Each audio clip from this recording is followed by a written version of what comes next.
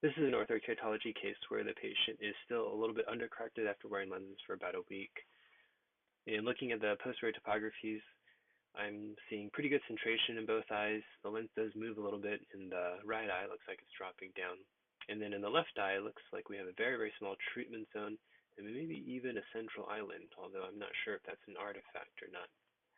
We're actually getting better correction of myopia in the left eye, even though the topography looks like this. We've got, I think, only half a diopter residual myopia, whereas in the right eye there's about 2.25 diopters. When we look at the baseline topographies, these are also a little bit unusual.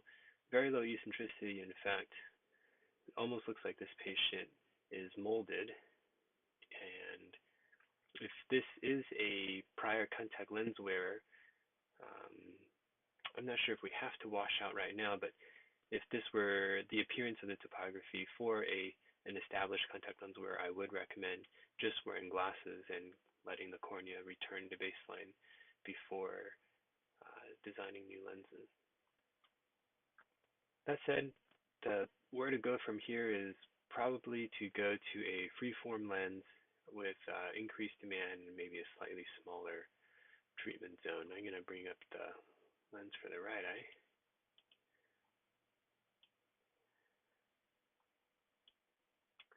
And I'm measuring about an 11.8 diameter in the right side. That's a pretty generous, and we're pretty close at 11.4, but if we want this lens to stabilize a little bit more, I don't think it's a bad idea to go ahead and increase the size of the lens a little bit.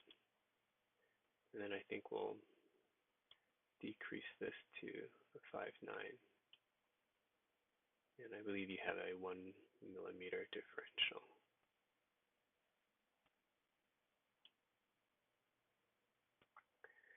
So an 11.6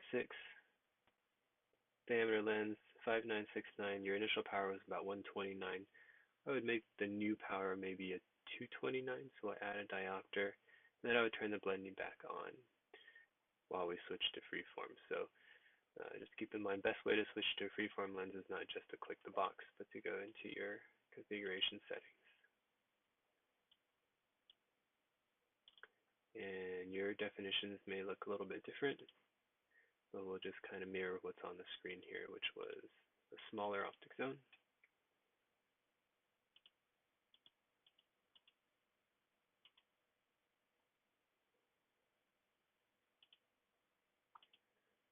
I'm going to keep this lens pretty thin as well to see if we can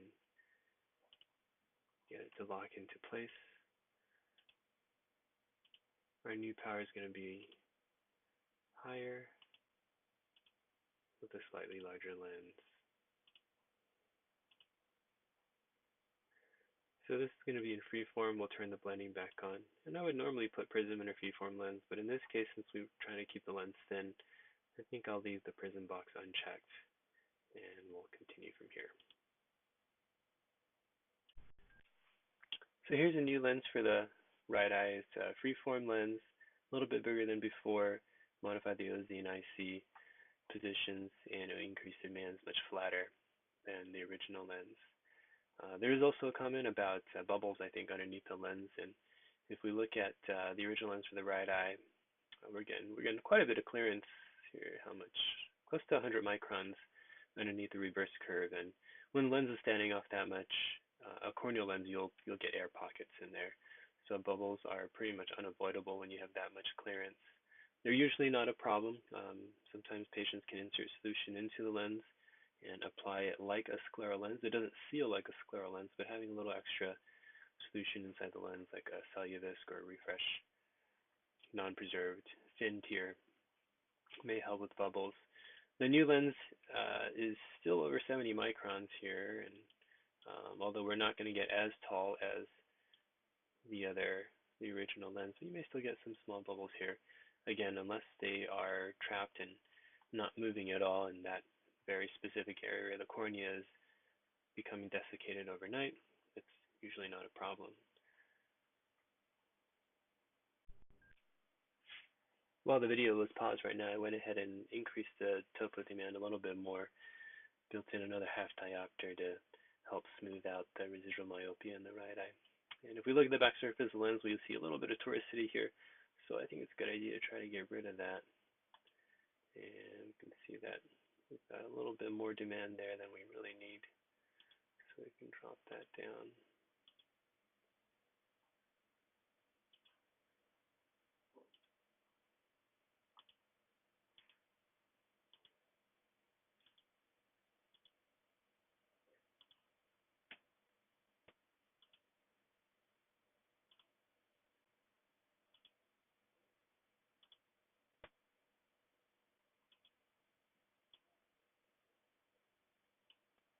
All right. And that helped us kind of make the optic zone a little bit more regular. So hopefully this lens will be a little bit more stable on the eye, give us a little bit more correction, and get your patient closer to 20/20. In the left eye, I think we might be okay just changing the design of the lens without adding too much to the topo demand. Again, we can go a little bit bigger, switch to freeform, and turn the blending back on. And then in the left eye, if there is a concern for a central island, we may want to, in 100% mode, just click up on the blue dot and reduce the sagittal depth of the lens a little bit to really ensure that we're getting some bearing on the apex. We don't need a ton, but we definitely need some bearing there to prevent any steepening centrally. So hopefully those are helpful ideas. Best luck with your patient, and thanks for watching.